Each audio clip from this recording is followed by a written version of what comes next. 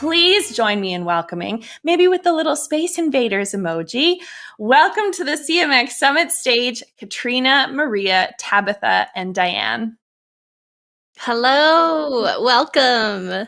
I'm really excited to chat with Hello. Katrina, Maria, Tabitha. Thank you all so much for joining me today. So, Beth already introduced all of you, and I wanted to ask first off, how did each of you get into gaming? This is the Women in Gaming Inspiring the Next Generation panel, and I'm really curious where you got your gaming roots. You know, how did that start? Katrina, let's start with you. Sure. I think, like many people, I grew up playing games with my brothers and sisters. And actually, how I got into the video game industry, I was finishing my MBA, and a classmate directed me to a role with Sierra Online and made the appropriate introductions. And that was 20 some years ago. Wow, that's amazing. Maria? Yeah. Mine, my journey was a little bit less direct, I would say. I had a bit of a stint as in corporate life before I realized that I wanted to work on things that had to do with entertainment, with technology, and with young people for the rest of my life. And once I figured that out, it was like, boom, games. It has to be games. And I started out at EA building online campaigns for them, also about 20 years ago. Oh, wow, I love that. I can't believe it's already 2 decades for both of you. That's time flies, doesn't it? I love that. And Tabitha? It's 2 decades for all 3 of us, actually. Oh, wow. Yeah. So, I mean, I think this play has always been at the heart of for me, and I played competitive and collegiate sports, and actually thought I would maybe pursue some sort of career in sports. And Kat and I met actually in grad school doing an MBA in sports business, and so my first job in the video game industry was actually sports video games, and from there it's been 20 years of different types of games. Yeah. Wow, what a journey. I love hearing that. I can't believe it's already been 2 decades, and I'm sure it continues to surprise and delight you working in this industry. We have an amazing set of questions to go through today, so we're going to dive into that. But first, I kind of want to dig into a little bit of each of your background. So, Tabitha, let's start with you. I saw you had extensive stints at Electronic Arts and Activision. So, how did your previous experience at these companies influence your success in your current role as Chief Marketing Officer at Star Stable Entertainment?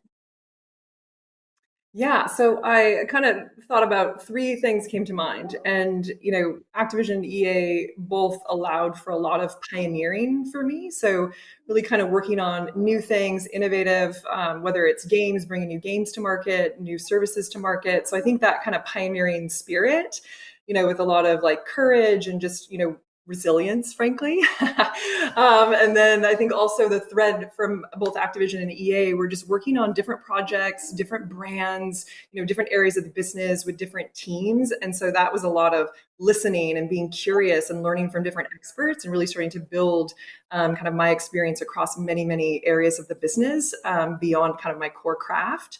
And I think the last thing for me was some work I did at EA, which is around inclusion leadership, both around our people and our culture, but also about the games that we were making. And so building out the inclusion framework and getting that off the ground. And so that kind of led me to think about what could I bring to a company like Star Stable Entertainment, where we make games and experiences for young girls and women and female identifying audiences. And that's what we do at the heart. And so it really is about representation and serving an underserved audience. So I think that pioneering spirit and working on different things and not being, worried about making mistakes and trying and learning, I think brought a lot to Star Stable. Yeah.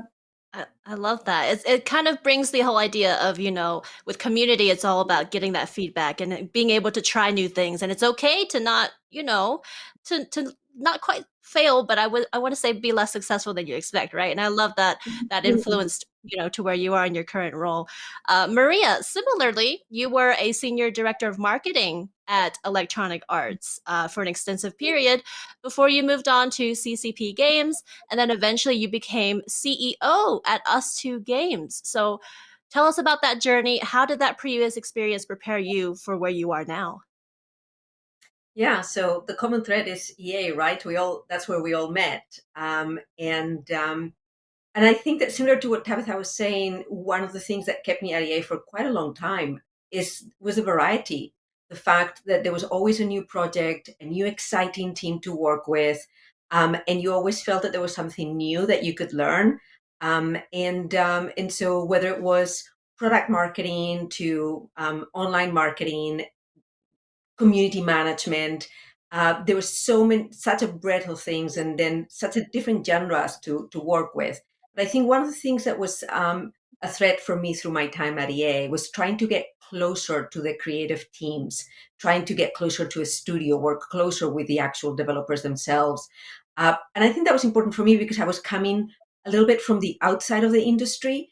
So I had to, prove a little bit my way into getting closer to getting working with the creative teams, and I think that that's something that I did as well at CCP, but mostly is a lot of what I'm doing at ustwo Games now is helping creative teams define the environment, whether it's resources, strategy, boundaries, inspiration, so that they can do their best work. Yeah, so I think that that's kind of like the common thread a little bit. I love that. That reminds me of just this common theme I've seen during CMX Summit just throughout the yesterday and today, how, these teams shouldn't be siloed. We should all be working together. And I love that you reached out to these different teams to make this work, to make everything just keep happening and going. And I love that. Katrina, so you're also a veteran of EA, right? But you also worked at Microsoft and Sierra Online. So how did your experience at these companies position you for success at your current role at Unity Technologies? Yeah, I really agree with what Maria and Tabitha were saying. I think the collaboration and teamwork and camaraderie that kind of fuels the creative process, and that stretch and drive for something new and sometimes scary, was common, whether it was Sierra, EA, or Microsoft. And that was all centered around a reverence for players and for creators. Um, and I do think that's the common thread. And if anything, I think in each of those places, and definitely it's true at Unity, we push each other to get better all the time. Lots of feedback, positive and critical, to always create better, be better humans, be better colleagues. And I think that's what has prepared me for Unity and then makes me better at Unity every day, is the willingness for people to give me feedback, to invest, and the willingness to listen and learn and grow.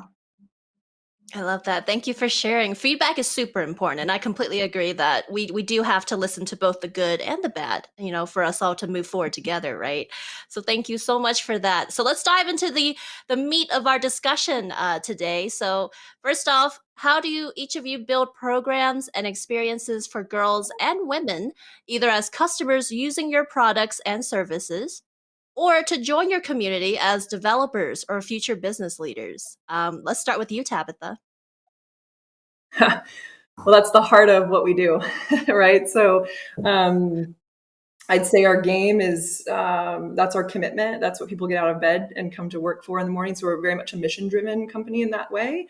How do we serve this audience every day, and the features and the storytelling and just the experiences that surround our games as well. We've got publishing arms. We're creating books and novels and graphic novels and comic books, as well as music. We have a label of artists that we're bringing to the world, really, but to our audience, obviously, as well. And so it's kind of everything we do. It's in the DNA of the company and the talent that we're attracting to the company. And I would say, just in terms of our developer community, that's a big part of the signal that we're trying to get out into the world, is just who we want to serve and what's important to us in terms of the types of games and experiences that we're building. In our community, we're about 170 people. We're from about 25 different countries around the world. More than 50% of our employee community is female identifying. We have women in all positions of leadership and all different types of creative roles, business roles, tech roles. So it really is, walking the walk, but it really helps because that's what we do. Like that's our signal and who we're trying to serve every day. And that was maybe a little bit more difficult in other jobs that I've been in where maybe the content was a little bit more like, masculine or male identifying types of content. So it was a little bit more challenging then. But I'd say today, like that's essentially what we do every day. Oh, I love that. And I know I'm calling each of you out to answer. You're welcome to interrupt, chip in, don't feel like you have to wait your turn. I just wanted to clarify that. But thank you so much, Tabitha, for sharing. Maria, Katrina, what about both of you? What are your programs and experiences like at your individual respective companies for girls and women? Go ahead, So Maria. for us, I don't want to cut you. yeah, and for us at us two games, I think community is very much about engagement with our own employees and prospective employees and the community of other creators that we connect with, and that we kind of support each other, and so a lot of in my time at EA, I one of the things that I learned was that I was not the audience for most of the games that I was working on. I was not the target audience, and that forced me to listen a lot. It forced me to develop a curiosity for how are people experiencing our games, how are people connecting with each other and connecting with us, and whether that was sitting in a bus in a community gathering, sitting next to a player, or going to a focus group and listening to what people had to say. And I think that that focus on listening and trying to develop empathy for our players is something that's really helping us be a more diverse employer, a more diverse and inclusive kind of player in our own community of not quite indie, but like independent, smaller developers. Um, and I think one of the things that we're very deliberate about doing is giving a voice to a broad range of people within the company. So in previous my previous companies that I worked with, the focus is very much on putting spokespeople in front of a community or of an audience that are very pre-selected and maybe a smaller range, trying to control a little bit who's the face for the company. We take a little bit the opposite approach. We try to put in front of our community as many people as we can, as different varied voices and identities as we can. So I think given that we are a small company and the market kind of that we're in, that's our approach, to try to put in front of people and try to reach out with as diverse a voice as we can. Thank you. Yeah, I just want to build on I want to build on what Maria was saying. One of our internal mantras that we apply to our internal Unity community as well as our external community is empathy, opportunity, and respect. And that comes back to raising all the voices and really believing if we get the ideas out there and we listen, we're going to arrive at a better place than if all the voices are curated to only a few. So it's just really interesting that Maria talked about that to me. We believe that the creators are going to solve a lot of the problems that we have and that they bring joy. And the more tools for creation and the more accessible that we make those tools, the more voices that will be heard, the more stories that will be told in different ways that resonate with different people. So we really think about it in terms of that empathy, opportunity, and respect, whether it's our internal, 5,000 person Slack channel in which we get into huge debates, or it's our external community who are, cheerleading or debating, or again, giving each other fierce feedback about the industry, about each other's products. We think respectful, honest, open dialogue is really going to drive us forward. I love that you and Maria mentioned especially listening and really just like getting those voices that don't often get heard up to the stage, right? Which ties into communication, and that's a great segue into my next question here that I'm really curious about. Are there different ways that you communicate specifically to women and female identifying members of your community? And this is a traditionally male dominated industry, as we all know. So, what are the challenges, especially because I feel like women and other female identifying members of these communities might have a harder time feeling confident or safe or like their voices would be heard, right? Is there a different strategy you have to reach out to them? Tabitha, I'm going to call on you. I'm sorry. Well, I mean, I don't know if I should go first on this one, just because that's what we do. But yeah, I mean, I would say, you know, even in a community of female identifying, safety is still important. Having a safe space to express your point of view and your perspective is still important. You know, we try to do things like we're working with a partner right now called Peppy Pals, because a lot of our audience are young people. And so how can we contribute to digital civility and to raising the emotional intelligence and creating a more uplifting conversation and environment? And that requires also hands-on keyboard to be able to engage, you know, and our moderation team is very engaged, and they're on the front lines with a lot of young people who are, you know, navigating life, you know, experiences, or maybe it's mental health, which is really big right now for young people. And so, so we also think about training and how do we train our moderators and community teams? How do we bring in experts to really support the teams as they're building those relationships and engaging? But I would say that, you know, toxicity knows no gender. So I think we have to also be thinking about safe and uplifting, you know, experiences and spaces for all communities, you know, regardless. Yeah. Got it. Katrina, Maria, did you want to add into that? Kat, you go first. Okay. So I wouldn't say we speak to the different segments differently. We do speak differently based on the channel, because we know people go to different channels for different types of information, you know, whether it's very technical information or if it's more, you know, end product information.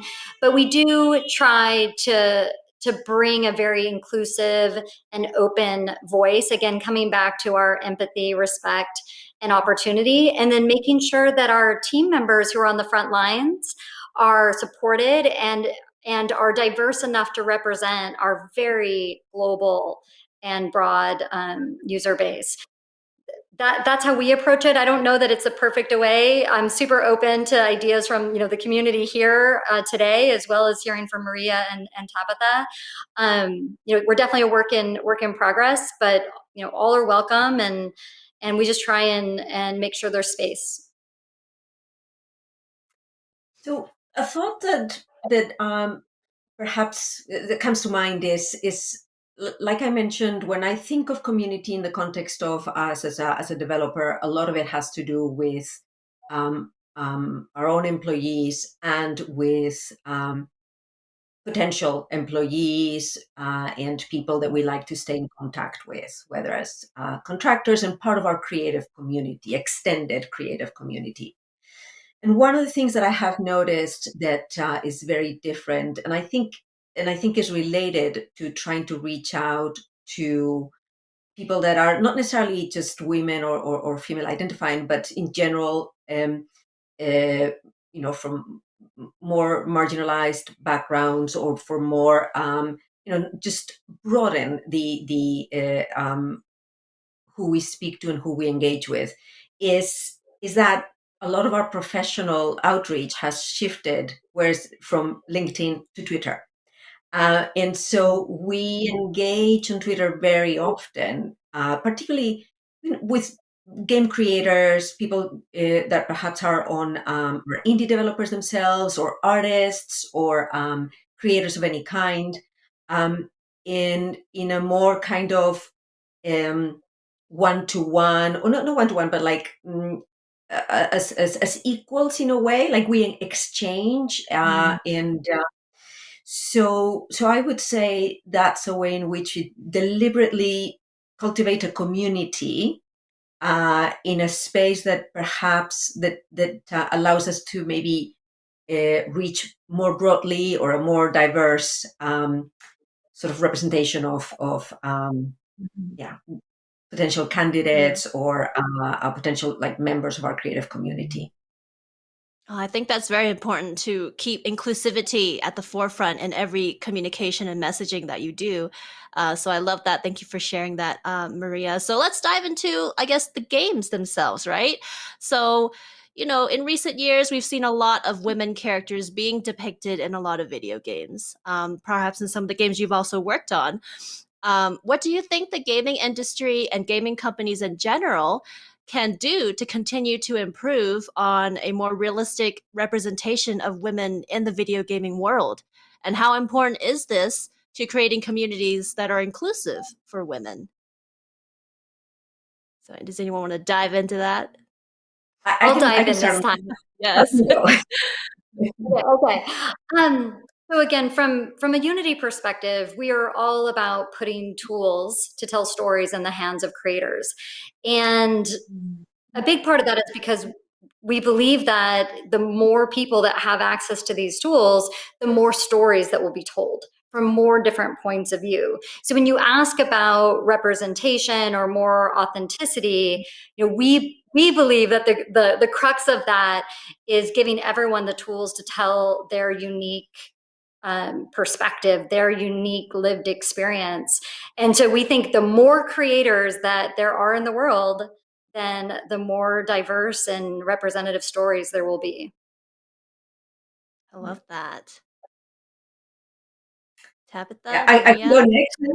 Yeah, Yeah. I love this topic. I love this topic because it's one of these things where it makes me really hopeful for the industry to see how much this has changed since I joined. When I joined and all the games that I was working on, like if there was ever a woman, she was the medic and she was voluptuous. Yes. And there's nothing wrong with voluptuosity, but if it's the only option, it's just not great. Um, and I worked with amazing studios that created incredible female leads, like Faith in Mirror's Edge, and as a woman working at EA, it made me really proud to see that there was this kind of character out there, and I found her so inspirational. It made me really proud to be part of that. Also being at BioWare and seeing, just FemShep as a putting FemShep in like the front of the pack and giving her so much focus and an amazing voice acting and the great female characters that BioWare created. So that to me, that has started to change a few years ago, but I see more and more of that, of just incredible female and protagonists. And at us too, I think just by chance, all of our games have a female protagonist, and it's not something that we deliberately went out of our way to do this. But I think part of it is that it allows you to just stepping outside of the norm. Encouraged us to tell different stories, and I think one of the ways in which we need to think about representation is not just about how we depict women, but about what stories we tell. So, for example, Monument Valley 2 is a story about motherhood and touches on sort of that relationship between a parent and a child. And on another one of our games, Assembled with Care, the protagonist Maria is a repair woman, and she's repairing objects. Our most recent game, Alba, which actually is just nominated for favorite female protagonist of the year by the Women in Games Awards. It's a little girl. She's 11 years old, and she's just staging a sort of war against corrupt corporations that are trying to destroy the environment. So yeah, it's about telling different stories that are inspirational, that make help people feel seen. The fact that we chose that Alba is mixed race, and she's an environmentalist. We've had so many comments from players saying that they felt seen, that they felt represented, that they were excited by that. So I think this is the kind of thing that just it fills me with hope for the industry, that we're able to tell such kind of increasingly diverse stories. There's a long way to go, right? We're not like there's still Mhm. do better, but we're doing better and better every year, I think. I love that. I love that you mentioned Mirror's Edge because I know it's such a great game, and I wanted to finish it, but I got motion sick, and I was so sad. But otherwise, I love that you mentioned Mass Effect. I think it's a very much beloved series, and all these very inspiring stories, like you mentioned, that I think are not only making people in the community feel seen, but it builds a connection. It builds a sort of like, hey, I can do this too, right? It's really inspiring. So I love that. Thank you, Maria and Tabitha. Yeah, I mean, not much more to add. It just makes me smile because I do think it is about more stories and it is about different stories. And I think then it's about, well, how do we enable that to happen, right? What are the cultures? What are the, like Maria, like at ustwo, what's the culture that empowers and enables that? Obviously, it's a diverse group of people getting together creatively. And for Unity, what are the tools, right, that empower those creators to tell the stories and that they're accessible, they're not behind these really extreme paywalls. And so I just think generally more of that, that we, as just as an industry, continue to keep pushing the boundaries, keep enabling, but also that we believe, but that we're hopeful, but we also know and we believe that this is going to generate in the engagement and all the KPIs that people are looking for, right? That people they're gonna spend money and they're gonna spend time and they're gonna do the things within the games, because I think otherwise it's like, well, we're not gonna build it because otherwise they would already be here. So we really have to, I think, have a bigger point of view about just humanity and storytelling, generally speaking, and our lived experiences as people on the planet, that there's still so much more to do. Yeah. And that there's a lot of possibility for great business outcomes when we do it. I love So that. one I of the love. things I wanted Yeah, go to on. add to that I think is really interesting is, it used to be when there was a new console, there was a console transition, it opened up space for new creators and storytellers to kind of break through and be seen and be heard and be discovered. And, it feels like the pace of new platforms is picking up, which again, I think just more opportunity. And when I think about VR and AR, it's just another good example where the established paradigm doesn't exist yet. And I think that gives more people more permission to kind of dream and tell the stories the way they want to, instead of like in a preconceived way that they have to fit into for maybe commercial success or critical recognition. So when you combine those things, the changing mediums and technologies with what Maria and Tabitha were talking about, I do think it just kind of supercharges what's possible in terms of what stories, who are the storytellers, and who can get their voice heard. I love that. We are definitely reaching an age where there's just so much out there to empower these people to not only connect with these different stories, but to be able to tell them too and to spread the message, right? So I love that you're sharing that. I'm going to do one more question, and then we have some great Q&A questions that I would love to get to. So question here, looking ahead to 2022 and beyond, what emerging trends are you watching? How do you think community can play and shape the future of your business and the gaming industry in general? And what would you like to see change or improve for women in the gaming world? Because Maria mentioned, we still have so much progress to go and make, right? We've done a lot, but we have more we can still do. So what are you all looking at? What's something that you're really hoping to see change for women in the gaming industry?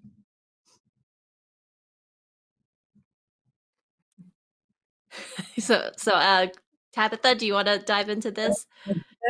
Yeah, sure. I mean, I'll just share one thought with, because there's many, I think here, but for me, it's that you know the mental health, well-being, safety is a big topic on my horizon. Just again, because we work with a lot of young people.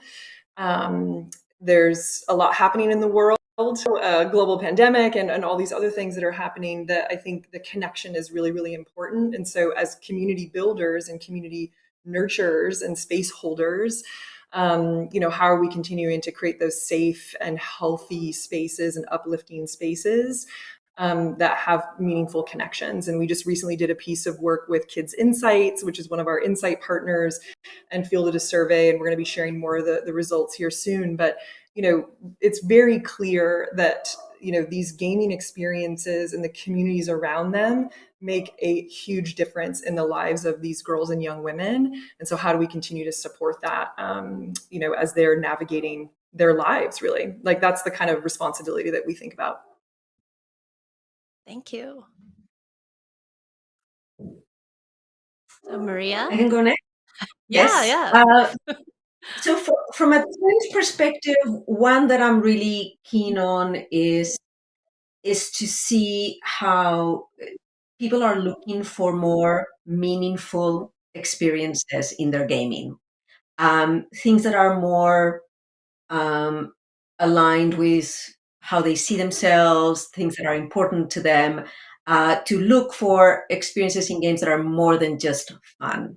And I think you've seen that for a couple of reasons. On the one side, I think younger generations are very aware, very values aware, very aware of the impact of the products they consume, the companies they associate themselves with or spend their money or time with. What do they stand for? And then you've got previous gamers who are getting older, and as they're getting older, they're starting to think, like, how is this actually contributing to me in a more meaningful way? So I think that kind of potential for games to occupy a slightly different space that's more about touching people's hearts and helping them grow as people, and accompanying them on that journey. I love that, and I'm really keen on kind of that part of the market. And then the thing for women specifically, I just want to see more women as game directors. I think that there are a lot of women in the industry coming through, but there seems to be some kind of glass ceiling at the game director level. And I think that once we break that glass ceiling, like, we'll really be telling different stories and creating different experiences. Those are my two. Yeah, I would just add that I think COVID has reminded everyone what community means.